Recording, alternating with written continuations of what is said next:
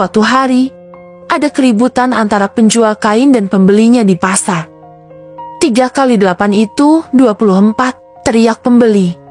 Bukan, 3 kali 8 itu 23, teriak penjual kain itu sambil melotot. Keduanya saling mempertahankan pendapatnya hingga hampir berkelahi. Bersamaan dengan itu, datang Yan Hui untuk menengahi. Yan Hui adalah murid kesayangan Confucius. Berhenti, ada apa ini? Tanya Yan Hui. Coba kamu jawab, berapa hasil dari 3 kali 8? Tanya penjual kain. Oh, tentu saja 24, jawab Yan Hui dengan yakin. Aku tidak percaya, ayo, kita tanya Confucius, ajak penjual kain itu dengan ngotot. Tidak perlu bertanya pada Confucius. Sudah jelas 3 kali 8 adalah 24, ujar Yan Hui sambil tertawa. Ayo kita buktikan, kata penjual kain itu kesal sambil mengajak Yan Hui pergi menemui Confucius. Sesampainya di rumah Confucius, penjual kain bertanya, Confucius, jawab dengan benar berapa hasil 3 kali 8. Jika salah, akan aku berikan kepalaku pada Yan Hui. Jika benar, Yan Hui harus menyerahkan jabatannya kepadaku. Baik, aku setuju, tantang Yan Hui.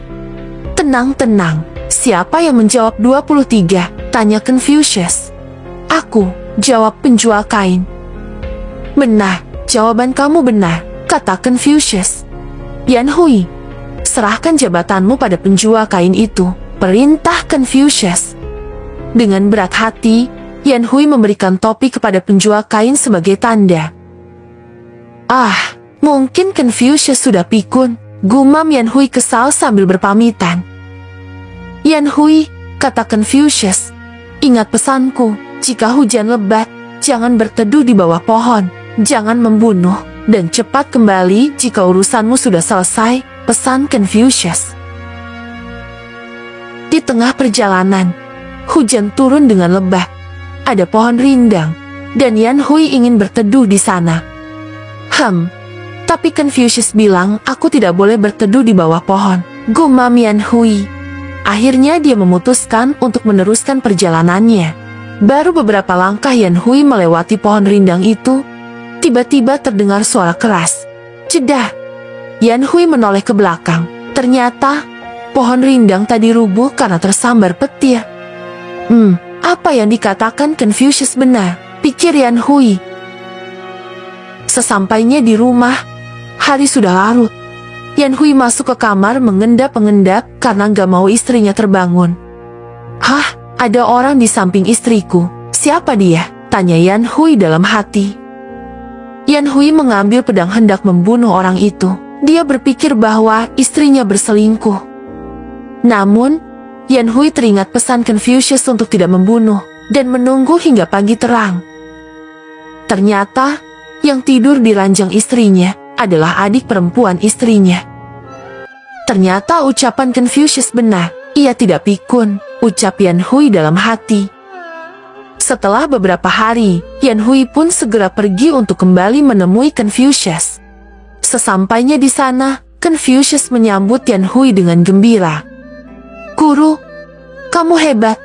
Kenapa kamu tahu apa yang akan terjadi padaku? Tanya Yan Hui. Ketika kamu pergi, udara sangat panas. Biasanya itu pertanda akan turun hujan disertai petir. Lalu, kamu pergi dengan membawa pedang sambil memendam amarah, jelas Confucius. Orang yang dikuasai amarah, maka akan sulit berpikir jernih. Itulah sebabnya aku berpesan agar kamu tidak membunuh, lanjutnya. Tahukah kamu, kenapa aku membenarkan jawaban penjual kain itu? Tanya Confucius. Jika aku mengatakan 3 kali 8 adalah 24, maka penjual kain itu harus kehilangan nyawanya karena bertaruh denganmu. Tetapi jika aku katakan dia benar, maka kamu hanya akan kehilangan jabatan. Apakah jabatanmu lebih berharga dari sebuah nyawa? Tanya Confucius. Dengan malu hati, Yan Hui sadar bahwa Confucius memang sosok yang hebat dan bijaksana. Untuk itu, Yan Hui pun melanjutkan berguru dan menimba ilmu pada Confucius.